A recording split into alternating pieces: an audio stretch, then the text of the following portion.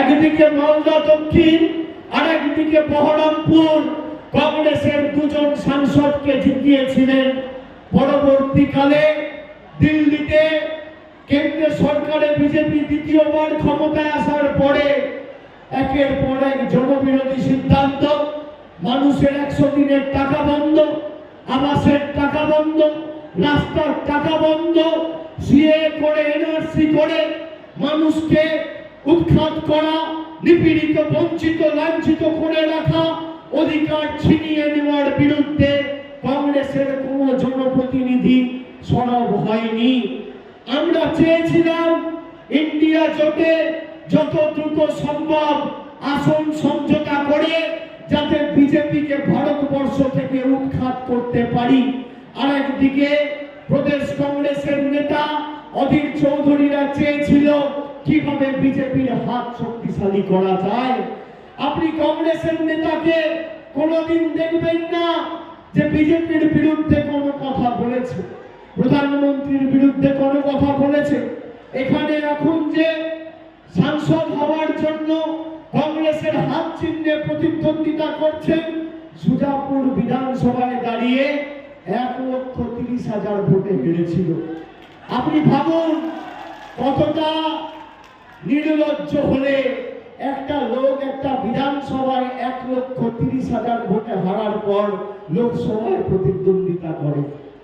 মানুষ তাকে প্রত্যাখ্যান করেছে 1,000, 2,000, 5,000 ভোটে নয়, 1,30,000 ভোটে সুজাপুর থেকে হেরেছে।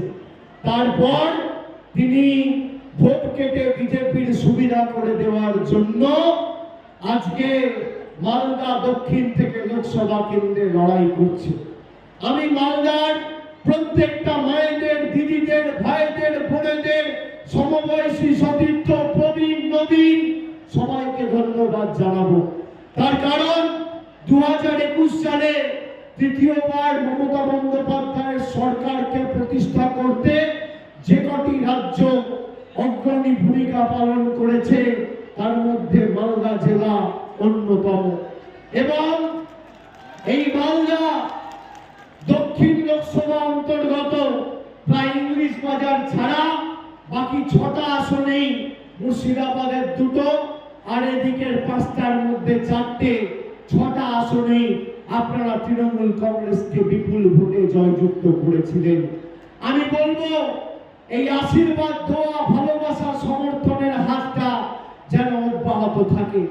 আর যাই হোক, আমরা এদের কাছে মাথা নত করিনি আর আগামী দিনও করব না।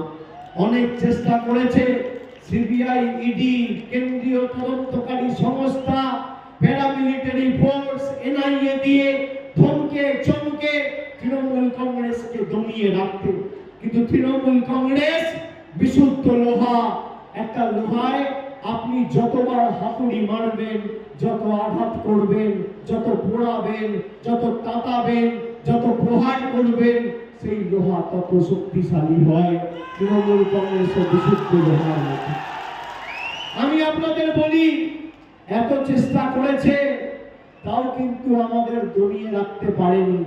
আর যাই হোক, আপনাদের আশীর্বাদ সমর্থনকে নিয়ে তৃণমূল কংগ্রেস দিল্লির বুকে যেমন কংগ্রেসের বাংলার নেতারা সমঝোতা করেছে, আমরা আমৃত্যু আপনার সমর্থনকে সামনে রেখে লড়াই করব, বশ্যতা স্বীকার করব না, দিল্লির কাছে আত্মসমর্পণ করব না, মেরুদণ্ড বিক্রি করব না। আমাদের যদি মাথা নত করতে হয়, আমরা সাধারণ মানুষের কাছে করব, খেটে খাওয়া শ্রমিকের কাছে করব, কৃষকের কাছে করব, বাংলার মা ভাইদের কাছে করব, ঈশ্বরের কাছে করব, আল্লাহর কাছে করব, সর্বশক্তিমানের কাছে করব। কিন্তু দিল্লির স্বৈরাচারীদের কাছে, অত্যাচারীদের কাছে, বাংলা বিরোধীদের কাছে, বহিরাগতদের কাছে তৃণমূল কংগ্রেস মাথা নত করবে না। তাই আপনারা নিশ্চিন্তে, নির্দ্বিধায়, মাথা উঁচু করে আগামী 7 তারিখ শাহনওয়াজকে ঘাসের উপর জোড়া ফুল চিহ্নে ভোট দিয়ে 3 লক্ষের বেশি ব্যবধানে জেতানোর শপথ আজকে এই সভা থেকে নেবেন। এবং আগামী দিন যাতে সব থেকে বেশি বেশি ব্যবধান এই বিধানসভা থেকে হয়, বৈষ্ণবনগর থেকে হয়, সেটা আপনাদের সুনিশ্চিত করতে হবে। আমি আপনাদের বলছি, 2021-এ আপনারা ভোট দিয়েছেন, 2019-এ ভোট দিয়েছেন। 2019-এ ভোট কাটাকাটি করতে গিয়ে একটায় কংগ্রেস আর একটায় বিজেপি জিতেছে। আপনি দেখুন বিজেপি প্রার্থী কত ভোটে জিতেছে উত্তর মালদা সিট, আর কংগ্রেস কত ভোটে জিতেছে দক্ষিণ মালদা সিট। আজকে তৃণমূল কংগ্রেসকে সর্বত্র আপনারা যারা এখানে এসছেন, নিজের পাড়ায়, নিজের অঞ্চলে, নিজের গ্রামে গিয়ে লোককে বলবেন